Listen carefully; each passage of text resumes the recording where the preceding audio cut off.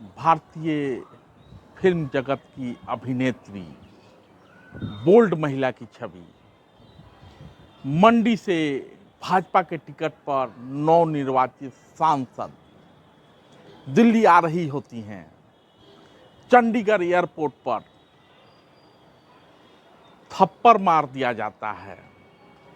कोई कुलविंदर कौर नाम की महिला जो कि सीआईएसएफ में है आती है और थप्पड़ मार देती है। चेहरे पे दाग हैं थप्पड़ के और उस थप्पड़ की गूंज दूर दूर तक सुनाई देती है। लेकिन दुर्भाग्य से थप्पड़ की गूंज सुनाई देती है, लेकिन लोग, ये ताली पिटवा समाज थप्पड़ मारने वाली कुलविंदर कौर के पक्ष में ताली पीट रहा है।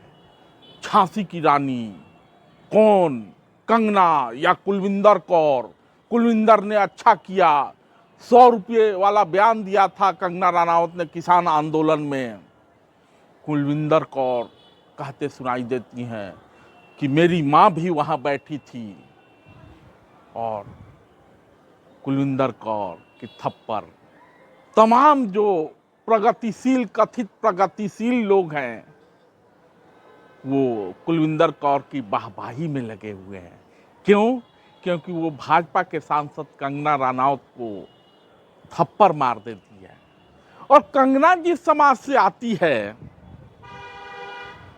जिसके विषय में कहा जाता है कि दबंग हैं, बाहुबली हैं, एकजुट होते हैं, जवाब देते हैं, बिल्कुल मौन पड़ा हुआ है। क्यों? ये सवाल तो है, क्योंकि ये थप्पड़ कंगना को लगा है और मोदियापे का चूरन चाटा ये समाज, कंगना का समाज इस कदर मगन है कि उस थप्पड़ में भी आनंद ले रहा है, सवाल खड़ा नहीं कर रहा। अब चलते हैं जरा पीछे की ओर, किसान आंदोलन में। किसान आंदोलन में हुआ क्या था? किसानों का आंदोलन हुआ, पहलवानों का आंदोलन हुआ, जगह जगह धरना प्रदर्शन होने लगे। कौन लोग धरना प्रदर्शन में थे ये सब लोग जानता है। कुछ लोग कह रहे थे कि वो किसान हैं, कुछ लोग कह रहे थे कि वो कनाडा के पैसे से पलने वाले लोग हैं। फॉरेन फंडिंग है इस आंदोलन को। पहलवानों का आंदोलन हुआ, वहां भी जिस तरह का तमाशा था, खाता न बही, बस पहलवान जो कहें सो सही, और ब्रिजभूषण को उसका खामियाजा भुगतना पड़ा। तो कंगना का उस दौरान एक बयान आता है कि वहां जो बैठी हुई है वो 100 रुपये लेके बैठी हुई है। क्या गलत कहा था कंगना ने? कौन नहीं जानता कि इस तरह के जो धरना प्रदर्शन होते हैं वहां लोग, अधिकांश लोग रोकने की ताकत पर बैठते हैं।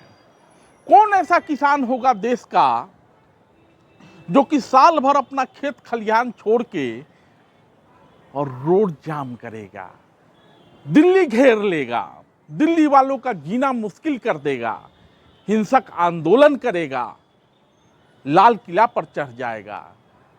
वैसे में कंगना ये सवाल करती है कि 100 रुपये लेके महिलाएं बैठी हैं, तो क्या गलत कहा था कंगना ने?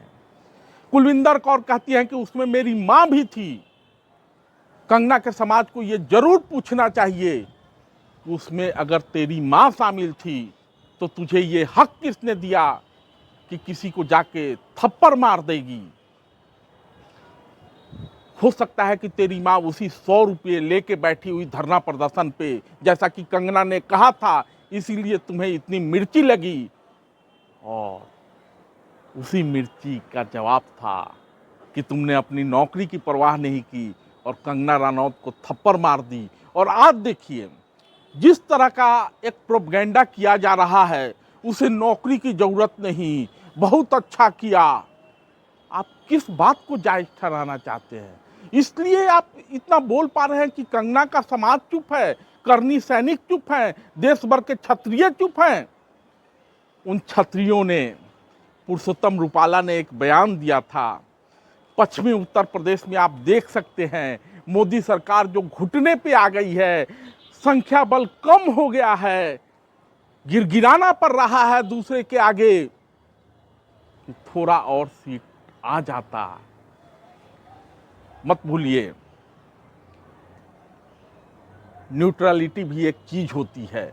सीआईएसएफ की कर्मचारी होती है, सरकारी नौकरी कर रही होती है, सीआईएसएफ पे सुरक्षा की जिम्मेवारी होती है, पारामिलिट्री फोर्स पर सुरक्षा की जिम्मेवारी होती है, और वो एयरपोर्ट की सुरक्षा देखती है।